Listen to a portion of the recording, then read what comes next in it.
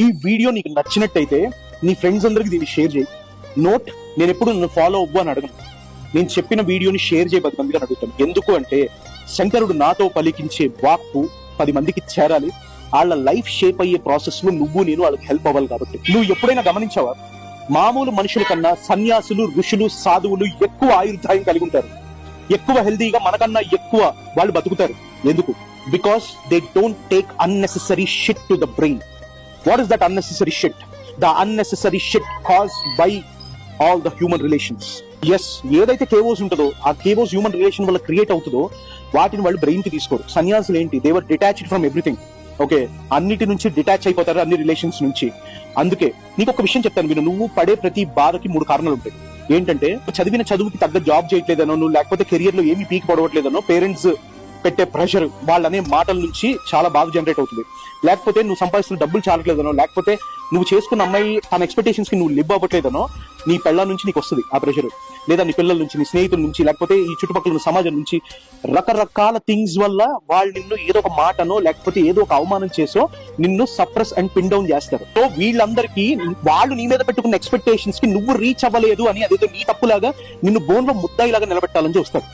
Already నిలబెడతారు కూడా. But సన్యాసులకి unnecessary shit ఉండదు. వాళ్ళు ఒకే ఒక కాన్స్టెంట్ రిలేషన్ ని నమ్ముకుంటారు. అది శంకరుడితో ఉన్న రిలేషన్, భగవంతుడితో ఉన్న రిలేషన్ ని నమ్ముకుంటారు. వాళ్ళు భగవంతుడికి ఎప్పుడు ఏ ఎక్స్పెక్టేషన్స్ ఉండవు. నువ్వు ఏమిస్తే అది తీసుకుంటాడు. నువ్వు పువ్వు పెడతావా తీసుకుంటాడు, భస్మం పోస్తావా తీసుకుంటాడు, నీళ్లు పోస్తావా చెంబుడు నీళ్లు తీసుకుంటాడు. నాకు ఇది కావాలి అని అడగని ఒక గొప్ప ఎంటిటీ ఆయన. ఎవ్రీ హ్యూమన్ రిలేషన్ కి ఒక సెల్ఫిష్నెస్ ఉంటుంది. నీ నుంచి నాకేం కావాలి అన్న ఆశ ప్రతి మనిషిలో ఉంటుంది. ఖచ్చితంగా చెప్తున్నాను. కానీ భగవంతుడికి అది ఉండదు. నువ్వు ఒక్కడుగు ఆయన వైపు నడవగలిగితే ఆయన 100 అడుగులు నీ వైపు నడుస్తాడు. So selfless. నేను మీ అందరినీ సన్యాసం తీసుకోమని చెప్పను, ఓకే, కానీ సన్యాసిలాగా బతుకు. ప్యాంటు చొక్కా వేసుకున్న భైరాగిలాగా బతుకు. ఎక్కువ సీరియస్ తీసుకోవద్దు దేన్ని. ఇప్పుడు ఎవడో నిన్ను తిట్టాడు, అది నీ ప్రాబ్లం కాదు, అది ఆడి ప్రాబ్లం, ఆడి కర్మ. నిన్ను తిట్టాడు, కర్మ మూట కట్టుకోవాలనుకున్నాడు కాబట్టి మూట కట్టుకుంటున్నాడు. ఎవరో నీ మీద ఎక్స్పెక్టేషన్స్ పెట్టుకున్నారు, నువ్వు దాన్ని రీచ్ కాలేదు, అది నీ ప్రాబ్లం కాదు కదా. నువ్వు వాళ్ళకేదో ఎక్కువగా చేసేస్తావు అనుకున్నా, నీ దగ్గర నుంచి ఎక్కువ పిండేద్దామని చూశారు, అది రాలేదు, అది నీ ప్రాబ్లం అవ్వదు కదా. నిన్నెవరన్నా అవమానించినా, నిన్నెవరన్నా తిట్టినా, ఈ రోజు వాళ్ళ గ్రహస్థితి అలా ఉంది, వాళ్ళ కర్మ అనుకుని వదిలే.